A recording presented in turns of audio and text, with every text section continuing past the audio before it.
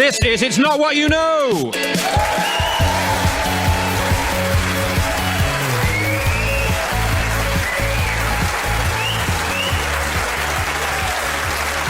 Hello, I'm Miles Jupp. It's often said that it's not what you know, it's who you know. This is why no one will have any problem with you setting fire to a series of public buildings if your cousin once had a bit part in London's burning. Or why it's perfectly fine to say, I may have a desperate lust for power and the cold, dead eyes of a killer, but what you have to understand is that my husband was President of the United States between 1992 and 2000. Tonight, what's important is not what you know, but who you know, and most importantly, how well you know them. Each of our three panellists has nominated someone they think they know well to answer a series of questions. If our panellists can correctly predict the answers their nominees gave, they will score points. And what do points mean? Prizes! Well, according to the Oxford English Dictionary, points is a noun referring to a movable rail that allows train carriages to move smoothly from one set of tracks to another. Get enough of these movable rails and you'll win tonight's star prize, a day out at Thorpe Park with my great friends, the wonderful showbiz dynasty that is the Fox family. The entire Fox family will be there: James, Edward, Amelia, Jamie, Samantha, Michael J, Dr. Liam, and fantastic Mr. Cagoules will be provided. Please keep your travel receipts. Ladies and gentlemen, will you please welcome our guests, Francis Wheen, Kirsty Walk and Andrew Maxwell. So, Francis Wheen, journalist, biographer, columnist, commentator. He's a writer, basically. He dresses it up, but it's all the same thing at the end of the day. It may go down well with the ladies, but I, for one, refuse to be impressed. So, Francis, how did you decide who should answer our questions this evening? I chose someone whom I've known since the moment of his birth. I happened to be in a house where his mother suddenly announced she was about to give birth. And there we were, miles from anywhere. So I ended up pretty well having to deliver him. So I feel a certain bond with this boy. And he later became Prime Minister, obviously, and he's now in a spot of bother with his coalition partners. But anyway, I still retain a certain fondness for him. Well, let's find out who you nominated. Hi, my name's Archie. I'm 16 and I'm the son of Francis. That's right. Please welcome Archie Wheen. The presenter of BBC Two's flagship current affairs show Newsnight and one of this country's most impressive, fearless and uncompromising interviewers is undoubtedly Jeremy Paxman. Sadly, old past-the-buck Paxman's unavailable this evening, so as is the long-standing tradition, Kirsty Walk is on instead. Kirsty, can you tell us something about the person you've nominated? The person I have nominated is not Jeremy Paxman. When I was a teenager, I thought that all your friends were made in your teenage years and you were far too old to make friends after that. But I made a friend with a wonderful woman who is an actor and a trainer and has an obsession with medical ailments. And she's become one of my oldest friends. Kirsty, the person you plumped for is? Hi, I'm Bridget. I'm an actor and teacher of presentation skills. I have known Kirsty for 25 years and she's one of my best friends. Please welcome Kirsty's friend, Bridget McCann. And Andrew Maxwell, a visitor from overseas, but nonetheless welcome. He's many things to many people, as with all great con artists. A stand-up comedian, a documentarian, a bon viveur with all the associated health problems, and for so many reasons and in so many ways, never credited as one of the true heroes of Telemark. Andrew, what made you choose the person you nominated? I have been writing Edinburgh shows with my nominee for about 10 years. So you'll know, Miles, having gone through that process, that involves an awful lot of time in the afternoon, whiling away, just generally getting nowhere in a hurry. Let's hear who it is. Hi, my name is Paul Byrne. I'm a comedy director originally from Dublin, and I am Andrew Maxwell's friend and lodger. Ladies and gentlemen, Paul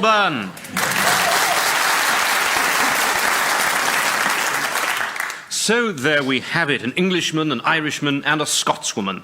Historical precedent suggests that such a lineup will surely produce at least one amusing, if overly neat incident in the next 28 minutes, possibly involving a pub, a funeral, or the right to self-rule. Now, you may call me old dafty buns, but I always like to start these unremarkable little evenings off with round one. We telephoned your nominees and asked them some questions to find out what they know about you. All you have to do is guess how they answered. It's time to start grilling Andrew Maxwell. Andrew, you chose Paul Byrne, who describes himself as your friend and lodger, a statement I interpret as meaning a lodger and an over-familiar one at that. We asked Paul, what's Andrew's best personality trait? What do you think he said? Wow. Positive trait. Something positive. I mercifully go asleep in front of the television. You sleep in front of the television? Yeah, eventually I give people a break. You know me, Miles, I don't usually stop talking. So maybe it's that. Or every kind of 6 months I really tidy somewhere. I really go for it. The under the stairs is looking incredible now. I've got all the wellies down one end. You can, by open the door, you can see the electric meter. I can read the 2 meters without having to go in. Incredible stuff. It sounds like an absolute dream. It sounds convincing. Is it right, Paul? He's very insightful. Basically, I don't ever have to follow media coverage myself. I just ask him what it's about, and I get quite a clear and forward-thinking view a lot quicker than you get off the TV or radio. It's nice. That's right. And all done from under the stairs. Asleep? I'd sometimes sleep. Once I've completely analysed the Middle East, I pass out. It turns out what Paul likes most about you is the way you open his eyes to the truth behind the cynical lies incessantly peddled on screen by the likes of Kirsty Walk and her many dishonest chums. Absolutely. Of course, poor Paul thinks you only do this to the news. He's got no idea that every morning you're sat in front of CBeebies shouting lies, lies, and accusing Justin from Gigglebeers of killing more than one Kennedy. Mr. Tumble's behind it all, dude. Scratch the surface, you'll always find the tumbler. All roads lead back to the tumbler.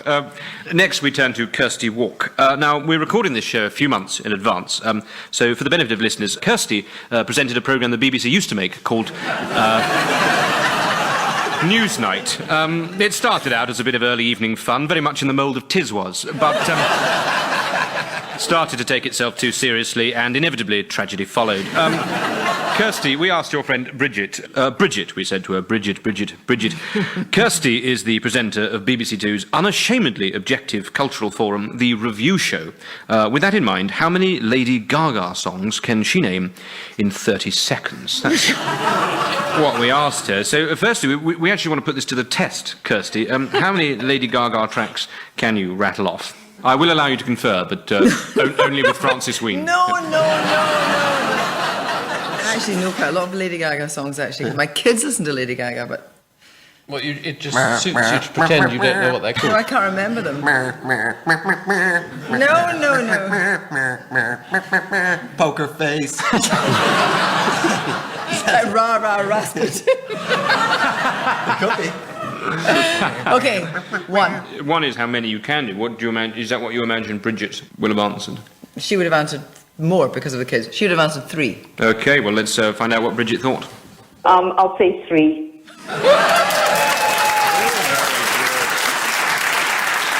And, that's our first point of the evening. Is that very good, very well earned. Francis Ween, we asked your son Archie, what is your father's worst trait? What do you think he said?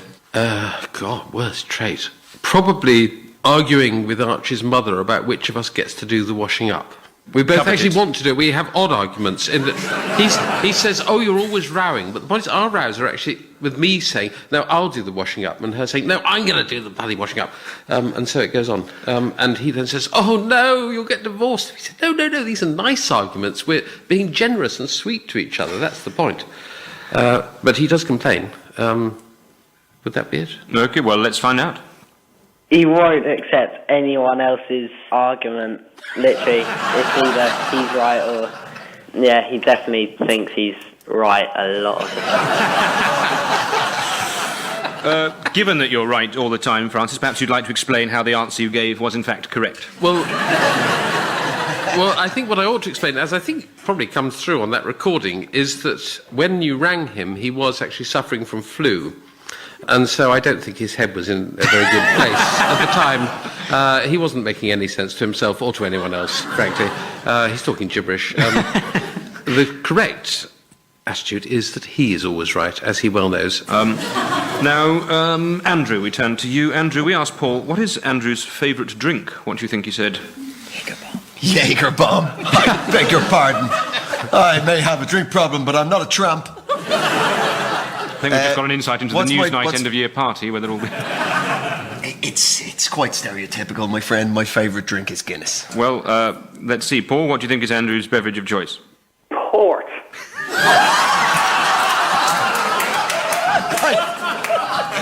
It's true, I do. Not joking either. Loves a bit of Sunday roast and a couple of ports afterwards. Roast dinners and port, ladies and gout. gentlemen. The man Gout. who laughs in the face of gout. Yes. Do love a bit of port. He's dead right. I only drink Guinness in Ireland, whereas I drink port anywhere. It's sort of like red wine and crack combined. That's what you're getting out of a nice shot of port. You drink it in shots, port. Just lemon, salt. Port. Sadly, It makes no me, point. see what it is I'll drink a port and then I'll think, do you know what? I think I'll read one of the classics. Then I'll pick up one of the classics, I'll get straight in there, start reading it, I'll carry on drinking port, and within pages, I'm asleep. So you know the first sort of 7 or 8 pages of most of the great works of... Yeah, roughly. Roughly. Then after that, it just gets a bit hazy in port time. But my God, it's clean under the stairs. We turn our rapt attentions again to Kirsty Walker. In the course of a more than 30-year broadcasting career, she's firmly established herself as one of a select group of people determined to destroy the BBC from within. Kirsty, we asked Bridget, what is Kirsty's culinary speciality? What do you think she came out with? Oh, Lord. I didn't have much of a repertoire. I had the kind of old-fashioned repertoire before I did MasterChef, and now I'm a bit better. So I would say she might say homemade pasta with linguine with fresh mussels, maybe. Homemade pasta, Yeah. right. Let's see. Bridget, what's Kirsty's best dish? Oh, wait, okay, no. Could be fillet of lamb with garlic and rosemary and chops. I tell you what Andrew Maxwell's thinking about right now. He's thinking about a big old port, isn't he? Jaeger bomb, I'm telling you. Just want a Jaeger bomb and port and fall asleep during the first 6 pages of Nicholas Nickleby. Well, let's see. Bridget, what's Kirsty's best dish? Well, I guess it would be a sad day if I didn't get a bit of banana bread to take home with me. I'm sorry. Yes. So off the mark. So, do you cook banana bread? She's not. I make it all the time. But you had no idea she liked it. You thought you were Well, doing it to the irritate thing her. is, she's got kind of issues. And you don't want to have too much banana bread if you've got sort of... What? I feel totally out of the loop here. What are you talking about? When it's fibre. Oh, you're talking about bloating. You're like one of those ads where they have women on going, I get a lot of bloating. Poor old Bridget, I have to say. know. But she likes medical things. She's very good on that. Oh, right. So she's proud of her IBS or whatever it is. It's just, gives her something to talk about. The International Baccalaureate for Scotland is not quite what we're talking about here. Back around to Francis. We asked Archie, does your father have any phobias? What do you think he said? I have no phobias, actually, that I'm aware of. But I bet he invented one, designed to wind me up a bit. But no, I don't have a phobia of spiders or any of those sorts of things. I kill rats with my bare hands. No. I have no fear. You have no fears, and you imagine that he will back you up on this? Well, clearly not. Otherwise, his answer would have been, I suppose he could have said no. OK, well, let's see what Archie thinks. I've been pretty scarred with him shouting at waiters to bring him chips on a breakfast menu if he wants chips. So I'd say maybe bad food he's quite afraid of. Actually, now I hear it, that is a very good answer. I do have a phobia of bad food. But he's Wait till I get home. It is true, we've had one or two embarrassing family holidays where waiters have refused to serve mustard, as it might be, with steak, or serve chips even when they're on the menu and things like that. And I do then, instead of everyone else in my family saying, leave it, it's not worth it, I say, look, it says here on the menu, chips. There are laws about this sort of thing, you know. And I will go to the local gendarmerie if necessary. I don't know why more members of the left-wing press don't take delight in abusing members of the service industry. No, I don't usually abuse members of the service industry. I call for the manager, so I can abuse the manager instead. Well, I've got some good news and some bad news. In fact, they're both the same piece of news. It's the end of round one. Let's take a look at those all-important scores, which, as ever on It's Not What You Know, have been independently verified by some people we know. In this instance, the International Atomic Energy Agency. Met up with them earlier this week. Great bunch of lads. A lot clumsier than you'd imagine, which has certainly given me pause for thought. And we can see that in joint second place, it's Francis and Andrew, but way out in front, it's Kirsty Walk. Now, round two is entitled It's Now What You Know. We've already found out how well the nominees know the panellists. Now we're going to see how well the panellists know the nominees, and this time we begin with Kirsty. Kirsty, let's see just how well you know Bridget. We asked her, Bridget, if you have any bad habits, what's the worst? What do you think she said? She gets very angry when people are not bang on punctual. Whereas we're just going to mosey on up, but she hates that. But you're not bothered about being on time or whatever. If they say, Kirsty, ideally we'd like Newsnight to start at 10:20. 20 to 11, quarter whatever. to 11. Listen, I'll rock up when I rock up. Rock up when you rock up. Let's ask Bridget. I have no sense of direction, which must be annoying. I don't know half the people she interviews, and they're really well known. That could be annoying. I'm a bit of a hypochondriac. That must be quite annoying. Well, there we and go. I interrupt.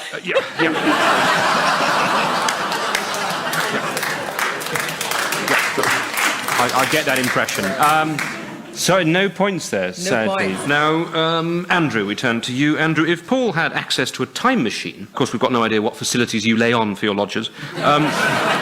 If Paul had access to a time machine, what year would he visit? Whew. He's a big fan of the 90s. He's really taking advantage of that time machine. Well, he is. He loves the 90s. You know, there's not a week goes by where there's some sort of wistful remembrance of how great the 90s was. Well, Paul, let's find out. Paul, when would you head back to? I'd probably only go back to 1991. Because the music was better then.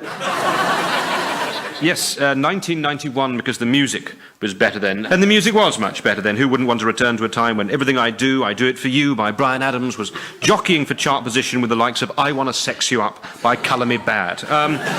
Two incredibly well-earned points there, because it was within the same decade and you had all of time to choose from. Now, Francis, what can you tell us about your soon-to-be disinherited son? We asked Archie. Archie, what A-levels are you doing, given your keen interest in all things academic? It's surely the work of a moment to reel off Archie's specialist subjects. Absolutely. It's a negotiated compromise. He's doing media studies and photography. And we said, oh, come on, you've got to do some proper A-levels, proper subjects as well. And so we agreed to let him do weird collection of history, law, media studies and photography. And I'm sure he'll do brilliantly in all of them. Well, let's ask Archie. I'm doing law, photography, media and history. Brilliant. Some proper paternal knowledge there. Yes, indeed. Law, photography, media and history. So he'll one day be able to take topless photographs of members of the royal family and sell them to the papers while understanding both the legal implications and the historical context. Two very well-earned points. Well, much like the impeccable journalistic reputation of Newsnight, round two has now come to an end. Now, we should take a look at the scores, shouldn't we? Which, as is perpetually the case on It's Not What You Know, have been independently adjudicated by some people that we know. In this case, the British Soft Drinks Association. Met up with them the other night, I have to say, a great bunch of lads, and everyone a designated driver. I didn't have a hangover the next day, but I did feel more than usually gaseous, which which is very, very gaseous indeed. Ultimately passing from what the look of it was an entirely carbonated stool. And, would you believe, in joint first place is Kirsty, Andrew and Francis.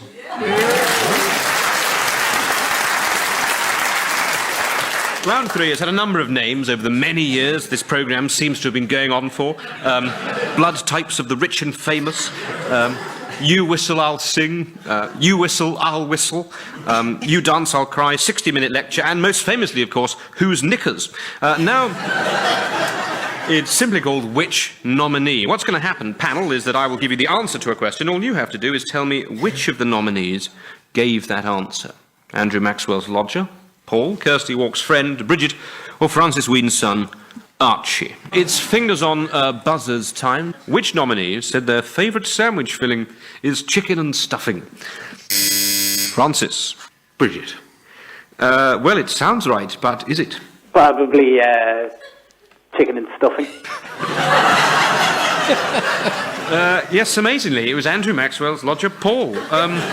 I'll tell you what, actually, all of your nominees were asked that question, and that was deemed to be the only broadcastable option. No points. Which of the nominees said the person they'd most like to meet is Prince? It has to be Paul. That was the name of Paul's sitcom pilot as well, by the way. It has to be Paul. Great job. Well, let's check it out. I think I would like to meet Prince. Paul wanted to meet Prince. He didn't specify which Prince. We've sent him a list of options. If he doesn't get back to us soon, we will send him Michael of Kent. That's just a warning, Paul. Which nominee said that the worst holiday they ever went on was to Barcelona? Francis. That would be Archie. Well, let's see. I was sick in the Sagrada Familia. I was sick at the Nou Camp. I missed a lot of the holiday. He did just go around Barcelona throwing up, basically, and we took him to the football stadium, you know, as he says, all the sites of Barcelona, and wherever we went, we'd have to leave within a minute because he was throwing up, and then we had to hail a cab, and then he threw up in the cab, and we had to pay the taxi driver extra, so it wasn't the best holiday ever. And I didn't even complain to waiters, as far as I remember. Well, a very quick answer. There are 2 points. Indeed, it's Archie Ween, who was sick multiple times, but in very small amounts, perhaps in a tribute to the Spanish tradition of tapas. Next, which of our 3 nominees, Irishman Paul Byrne, Englishman Archie Ween, or Scotswoman Bridget McCann, said that their motto in life was, "There's nae pockets in a shroud"? Kirsty. That would be Bridget. Well, let's put it to the test. Knee pockets in a shroud. And of course, she's absolutely right. There are no pockets in a shroud. If you're worried about it, why not try being buried with a money belt or bum bag? You'll find plenty more suggestions like that in the It's Not What You Know book of 1,000 things you really should do after you're dead. Available now, featuring 14 very explicit woodcuts, as well as a short and, to be frank, inappropriately light-hearted preface from Sir Simon Rattle, conductor, brackets orchestral. 2 points. Let's check those in no way arbitrary scores. And as is the lamentable tradition on this programme, the scores have been independently adjudicated by some people that we know. In this case, the Worshipful Company of Weavers. Met up with them early this week. I have to say, a great bunch of lads. Sadly, they had to rush off to meet a looming deadline.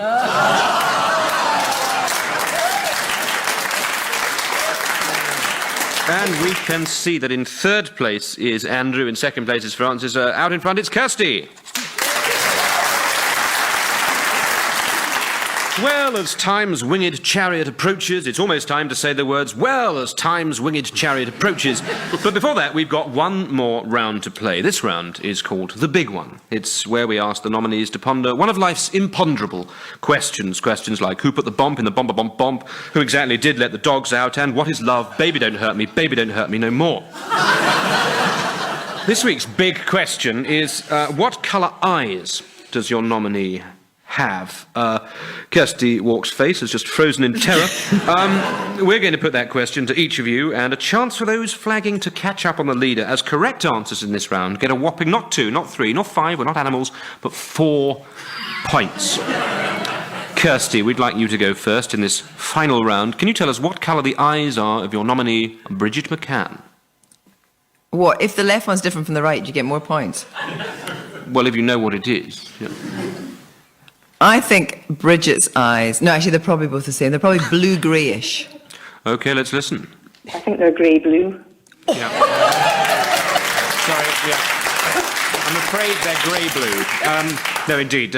4 points there for that excellent knowledge. I was surprised you got that, given that at first you had no idea if her eyes even matched. That's quite a backpedal, but ultimately a successful one. Andrew, we turn to you now. What colour are the eyes of your nominee, Paul Byrne? It's an odd thing because you don't tend to gaze into the eyes of your lodger. It's considered very bad etiquette in the landlord business. And he always has specs on. He always has glasses. But I think Paul's eyes are brown. Like a light hazily kind of brown. Blue! They're like a brownie blue. You like a glass of With a port, hint darling? of green. And a tiny bit of mango. They're a rich magenta, whatever that is. His eyes are blue. Well, let's have a listen, Paul. Blue.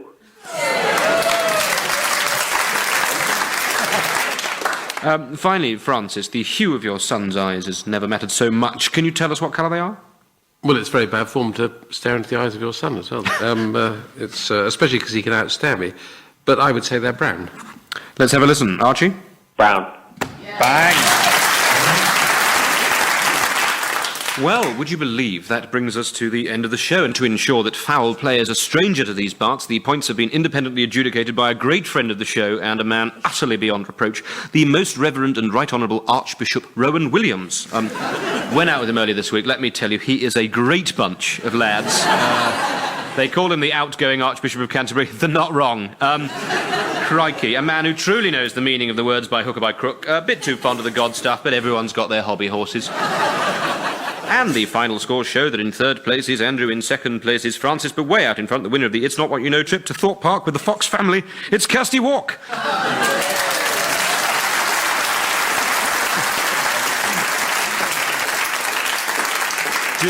Do send us some photos, and please keep your arms inside the cars at all times. Thank you to our panellists, Andrew Maxwell and his lodger Paul, Kirsty Walk and her friend Bridget, and Francis Ween and his son Archie. Thank you to you for listening. I guess after all that, it just goes to show it's not what you know. Good night. It's Not What You Know was hosted by me, Miles Jupp. The script was written by myself and James Kettle. The producer was Sam Michelle.